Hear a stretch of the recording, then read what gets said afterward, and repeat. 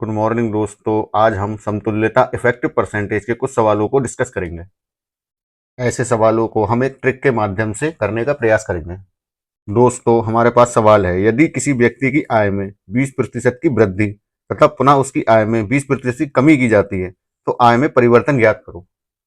तो सॉल्व करते हैं इस सवाल को, देखते हैं क्या दिया है सवाल में। यदि किसी व्यक्ति की आय में 20% की वृद्धि, मतलब पहले 20% की वृद्धि हो रही है, फिर पुनः उसकी आय में 20% की कमी, तो 20% की कमी हो रही है।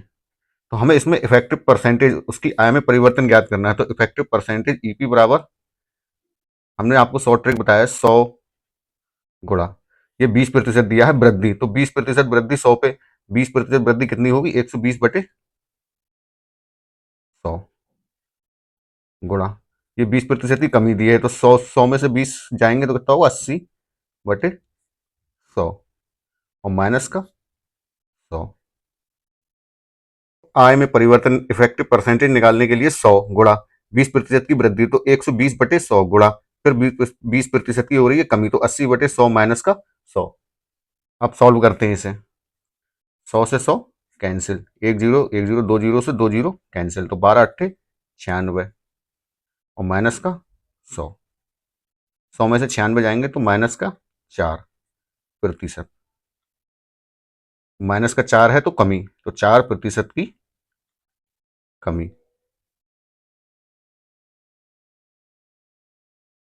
यही हमारे सवाल का आंसर होगा, ऑप्शन नंबर बी। यदि किसी व्यक्ति की आय में 20% की वृद्धि की जाए फिर पुनः 20% की कमी की जाए तो आय में परिवर्तन क्या होगा, 4% की कमी हो जाएगी इसकी आय में। अगला सवाल है हमारे पास, एक आयताकार मैदान की लंबाई में 50% की वृद्धि तथा चौड़ाई में 20% की वृद्धि की जाए तो मैदान के क्षेत्रफल में प्रतिशत वृद्धि ज्ञात कीजिए। तो सबसे पहले लंबाई में 50% की वृद्धि कर रहे हैं, फिर 20% की वृद्धि। लंबाई और चौड़ाई दोनों में वृद्धि हो रही, तो इसका मतलब यह है क्षेत्रफल में भी वृद्धि होगी। तो हम इफेक्टिव परसेंटेज निकालते हैं। क्षेत्रफल में वृद्धि तो क्या होगा, 100 गुणा 50% की वृद्धि है तो 100 प्लस 50, 150/100 गुणा 20% वृद्धि है तो क्या हो जाएगा, 120/100 और माइनस का 100। 100 से 100 कैंसिल, एक जीरो से एक जीरो कैंसिल, एक जीरो से एक जीरो कैंसिल, 15 की 12 से गुणा करेंगे तब आएगा 180 माइनस 100 बराबर 80%। तो 80% की क्या होगी, वृद्धि, ऑप्शन नंबर डी। यही हमारे सवाल का आंसर होगा।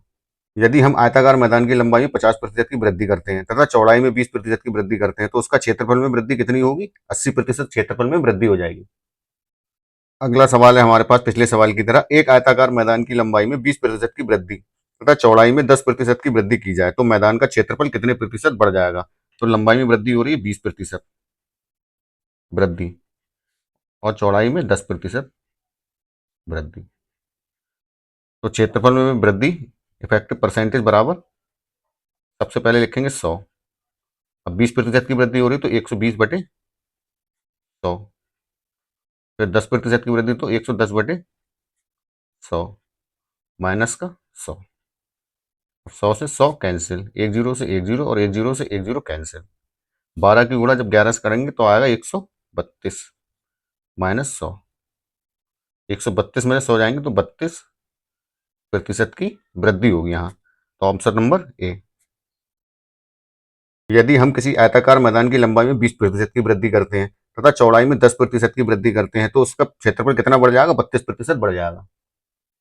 अगला सवाल है हमारे पास, यदि किसी सिनेमा घर के टिकट के मूल्य में 50% की कमी करने पर ग्राहकों की संख्या में 60% की वृद्धि होती है तो सिनेमा घर की आय में परिवर्तन ज्ञात कीजिए। सबसे पहले क्या है, 50% की कमी, फिर 60% की वृद्धि हो रही है ग्राहकों की संख्या में, 60% की वृद्धि। तो हमें निकालना है सिनेमा घर की आय में परिवर्तन, मतलब इफेक्टिव परसेंटेज बराबर 100 गुणा 50% की कमी हो रही है तो 100 में से जब 50 जाएंगे तो 50/100 माइनस गुणा गुणा 60% की जब वृद्धि हो रही है तो 160/100 माइनस का 100।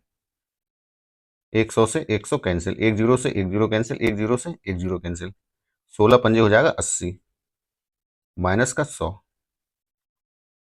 100 में से 80 जाएंगे तो माइनस का 20। ये क्या है, 20% की माइनस है तो कमी, तो ग्राहकों की संख्या में 20% की कमी होगी। ऑप्शन नंबर बी, यही हमारे सवाल का आंसर होगा। हम टिकट के मूल्यों में 50% कमी करने पर ग्राहकों की संख्या में 60% की वृद्धि होती है, तो सिनेमा घर की आय में 20% की कमी होगी।